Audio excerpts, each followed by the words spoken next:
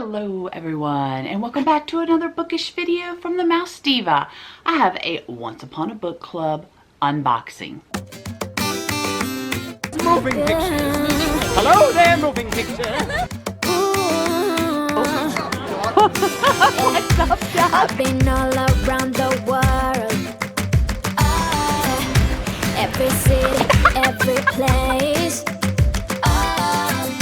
Always been a restless girl. Do you see this? Look very, very closely. July. Against All Odds was the theme in the July 2025 box, which I thought I had already opened, but my life is crazy and somehow the entire box got put underneath some other stuff and I never opened it. So here we go. We are going to unbox the July, you know, here in October, the July 2025 Once Upon a Book Club unboxing. So hopefully you're familiar with Once Upon a Book Club by now. You know that you are supposed to open the gifts that are in the box while you're reading the book. While you're reading the book, you will come across a little sticky note that says, open the gift on from page whatever, blah, blah, blah. Hopefully you know the drill. But this book, guys, every now and then, Once Upon a Book Club steps up their game, and instead of giving you a softcover book, they give you a hardcover. But in July, not only did they give you a hardcover, they gave you an amazing edition. Guys, this is absolutely beautiful. I want you to look closely because this took me a minute, but the sprayed edges are actually a frame. So look really close and you can see where they made it look like a frame. So, okay, you've already got my attention. The title here, the Eiffel Tower. Look, I'm surprised this came in July because to me this is a fall read. Look at the colors here at the bottom. Now, let's take this jacket off. Oh, it's like fabric. It's like fabric. Butterflies. We've got that like silver here, embossing here. Absolutely beautiful. But inside the end pages, well, we just go to gorgeous.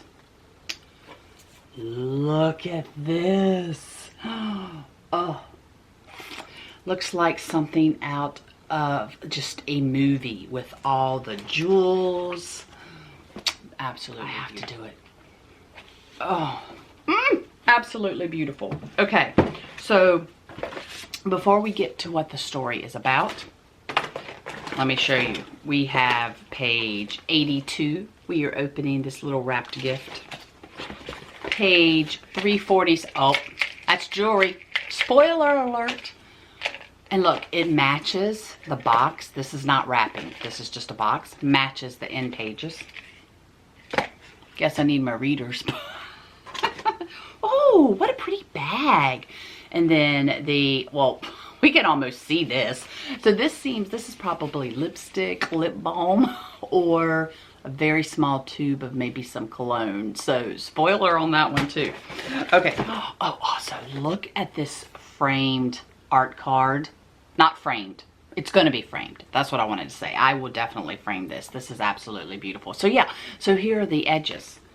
Your sprayed edges look like the frame on the card. All right, so I want to talk a little bit, let me keep the readers on, I do need this, about the author here, Kristen Harmel. Okay, so this is pretty cool. So she did write The Paris Daughter, The Forest of Vanishing Stars, The Book of Lost Names, which I read, gave it 4 stars, and The Winemaker's Wife. But this is really interesting. So she's been writing since she was 16 years old, like professionally. She began her career as a sports writer, covering Major League Baseball and National Hockey for the local magazine in Tampa Bay, Florida. That was in the late 1990s.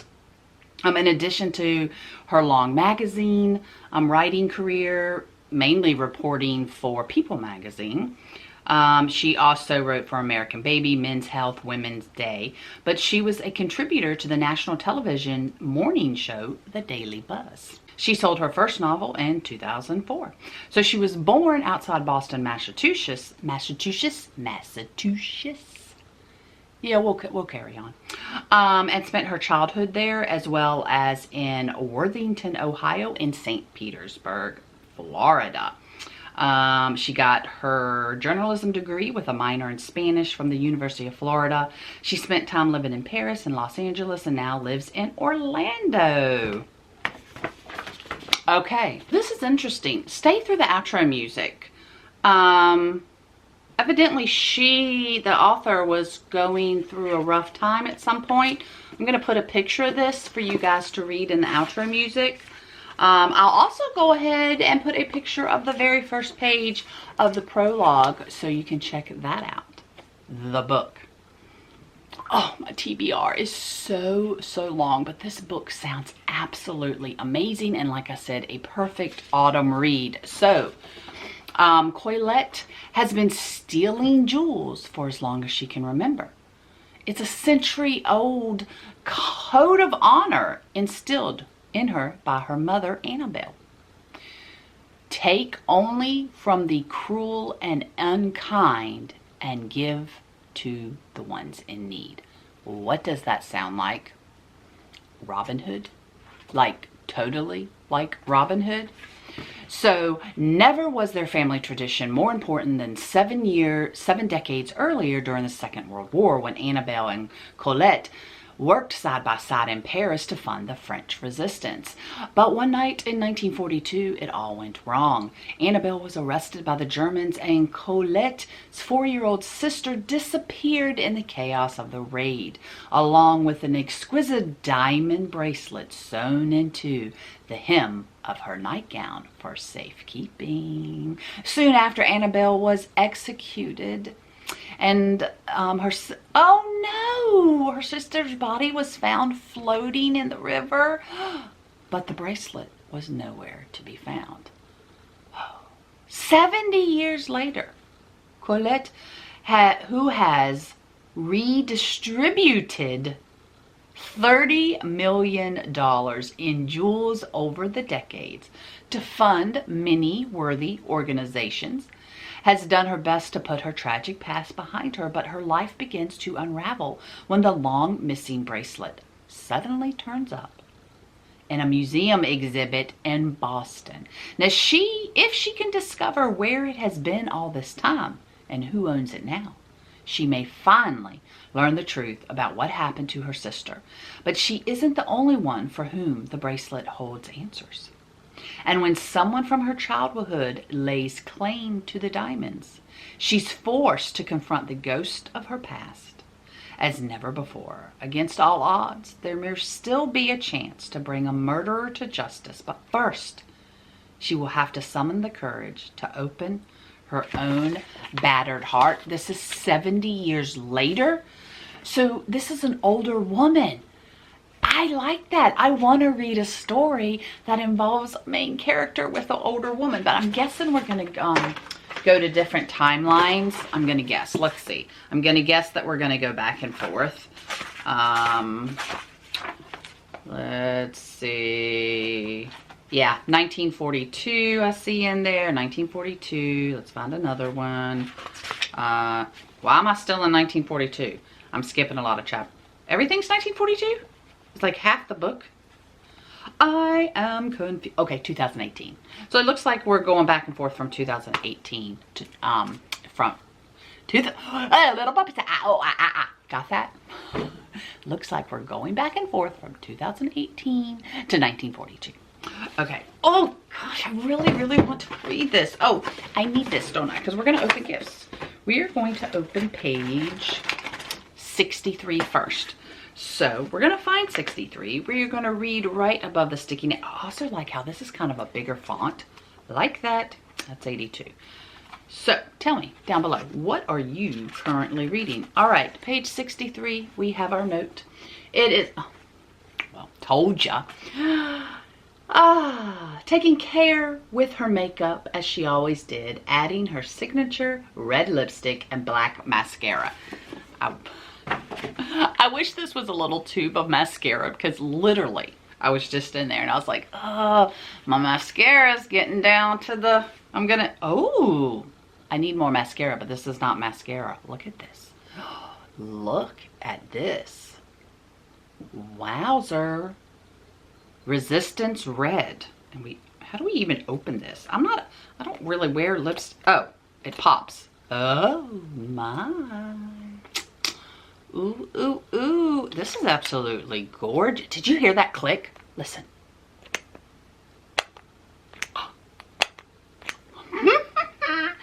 Fancy smancy. I just want to say how hard it is not to start this book right now. Like, seriously. But I'm in the middle of reading about 6 books, or maybe 7, currently. I cannot start another one. Be strong. Be strong. Do not start the book. Okay. Page 82. Sticky note. She went into her parents' room, pulled a piece of paper and a pen from Papa's desk, bringing them back to her room. What did I say? 82. Ooh, be a journal. Oh my gosh, please be a journal. Or, well, not a journal. I guess stationery. I guess it's going to be stationery. Okay. What's the back? Oh! How'd you like that cliffhanger? My SD card filled up at exactly that precise moment.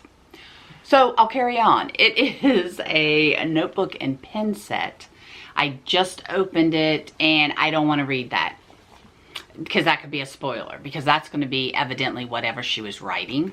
So I'm just going to lift that up and it says, apart the lovers could neither live nor die, for it was life and death together. And that is what each piece of paper says at the top. And then we just have a coordinating pin. So I like this because this little set just stay just like this. Open it when I need it. Oh, it looks like a book. And when I'm done with this, oh, look at that. When I'm done with this, just take it all out and I have this cute little hidden book that I can store things in. You know, I say book in quotations. I like it. Okay, next up we have page 288. We're heading to 288 real quick. Have I told you how much I want to read this book? But I'm not. I will be strong. So 288, we just have a very small sticky. And it says, she breathed in Paris itself, assaulting all of her senses at once. So it's not heavy enough to be a candle. Oh, but dude, let's admire this box. So I guess maybe some type of like, I don't know, room spray or, it's an reed diffuser. And it's, the scent is Springtime in Paris. Oh, that is very, very pretty. It looks like a little cologne bottle. Oh my gosh, I love this because when I, oh my, that smells really good. Like I can just smell the top. Oh yeah, when I finish with this, I am reusing this beautiful little bottle. Ooh, I like it. All right, and last up, we have some jewelry. But is it a bracelet? Is it a necklace? Who knows? But we're gonna find out. 357. Oh, that is really at the end of the book. Oh my gosh.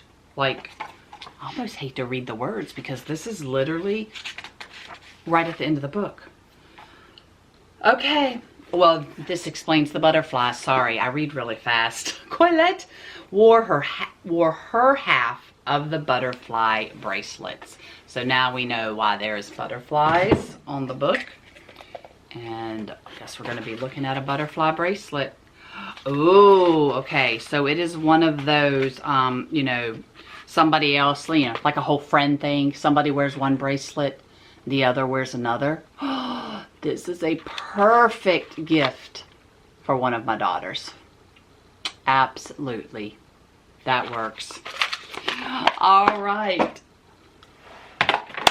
So that is a wrap on, you know, the July 2025 Once Upon a Book Club unboxing. You know, nothing like being on time, right? Subscribe, hit the bell notification button, because you never know when another bookish video will be uploaded by the Mouse Diva. Until the next page.